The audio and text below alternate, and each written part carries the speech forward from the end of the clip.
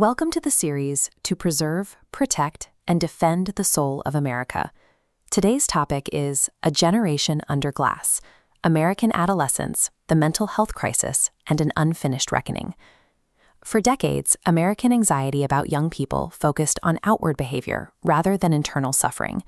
We worried about juvenile delinquency in the 50s or the corrupting influence of comic books.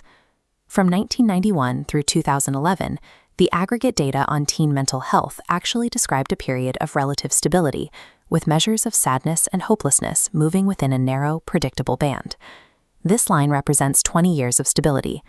But beginning with the 2011 survey, that baseline is shattered. The numbers turn and accelerate through the following decade, reaching levels with no real precedent in the history of the Youth Risk Behavior Survey. By 2021, 42% of American high school students reported persistent feelings of sadness or hopelessness. Among girls, that figure reached 57%, meaning more than half of the nation's teenage daughters were living in a state of sustained despair sufficient to interfere with ordinary life. These are not soft measures of a culture simply grown more comfortable discussing its feelings. They are corroborated by clinical evidence, a surge in psychiatric hospitalizations, emergency department visits for self-harm, and completed suicides among a population too young to have volunteered for any of it. This data describes the daily suffering of tens of millions of individual young people. It forces us to ask what exactly broke the emotional life of American adolescents after 2011. The smartphone arrived in the pockets of American teenagers at almost exactly the moment the data turned. But these devices were more than faster telephones. They were portals to platforms built to identify whatever content is statistically most likely to keep a user engaged, using recommendation algorithms to capture and hold adolescent attention. In 2021, a whistleblower named Frances Haugen leaked tens of thousands of pages of internal documents. They revealed that Facebook's own researchers had spent years documenting the specific psychological damage their products, particularly Instagram, were causing to vulnerable users. One internal study found that 32% of teenage girls who already felt bad about their bodies said Instagram made them feel worse. The algorithm observed every pause on a post about weight or dieting and responded by progressively populating the user's feed with more extreme versions of the same material.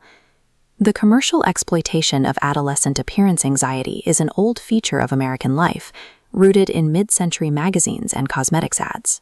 But social media scaled and personalized that anxiety to a degree no previous medium could match, fusing entertainment with a live, quantified system of peer ranking. The Facebook files established that the company measured this harm with precision. They tested design changes that could have mitigated the damage, found that those changes reduced user engagement, and then declined to implement them. They chose revenue over safety. While the smartphone is a powerful culprit, many developmental psychologists warn that focusing on screens alone obscures the structural conditions that exist independently of any phone. They argue we are looking at a population-level deterioration driven by deeper social changes. The generation now in high school spent its earliest years in the shadow of the 2008 financial crisis. For tens of millions of families, that meant a prolonged period of household hardship and material uncertainty that research suggests can leave lasting developmental echoes. That economic anxiety fueled a hyper-competitive, credential-obsessed academic culture. Childhood has been reorganized around achievement as a shield against an uncertain future, a future that many young people, facing scientific projections about climate change, now view as preloaded with dread and foreclosed possibilities. The data shows the crisis is not distributed evenly. In 2023, 65% of LGBTQ+ students reported persistent hopelessness, compared to 31% of their heterosexual peers. It is a gap that no account centered primarily on smartphones can explain.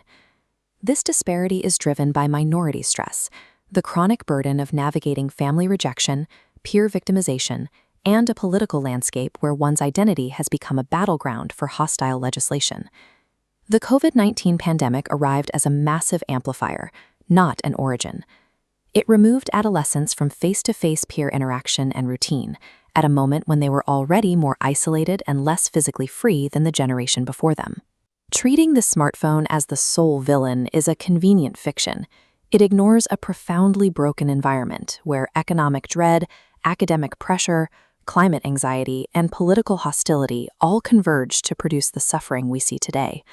Regardless of the cause, the millions of adolescents currently in distress need treatment now, yet the American mental health system is fundamentally inadequate to meet that need.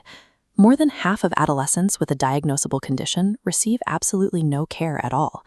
This map visualizes the 130 million Americans living in mental health professional shortage areas.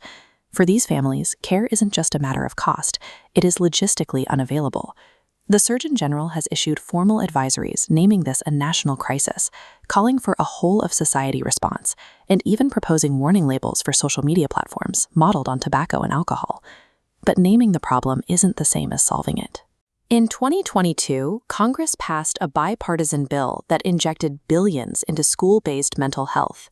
But by 2025, much of that funding was stalled or clawed back amid political litigation, leaving school districts unable to sustain the counselors they had just hired. Federal efforts like the Kids Online Safety Act have repeatedly stalled in gridlock. Politicians have spent years debating the fine points of the First Amendment, while the underlying architecture of the platforms remains essentially unchanged. Where the government has failed to act, the courts have stepped in. Landmark jury verdicts are now holding tech companies liable for the addictive properties of their design, arguing that platforms should be treated as defective products rather than neutral speakers. American institutions have repeatedly declared a crisis, yet they have failed to sustain a response. We have built a system that names the problem in advisories, but refuses to pay for the answer, largely because children are not a constituency that can vote, donate, or lobby. There is no single villain to defeat here. Fixing this won't be as simple as taking away a phone or passing a single law. It requires an institutional seriousness we have not yet seen, a durable financial commitment to treatment, and a legislative courage to regulate platform design, prioritized as a stake in the present welfare of our children. This comprehensive analysis is derived from the second book of the massive 30-volume series, To Preserve, Protect, and Defend the Soul of America. The book titled Volume 2, Fentanyl Nation, Inside America's Opioid Catastrophe, authored by Sue B. Howell. This book is available to purchase in all Amazon bookstores worldwide right now. Please subscribe now and press the bell icon to get notifications.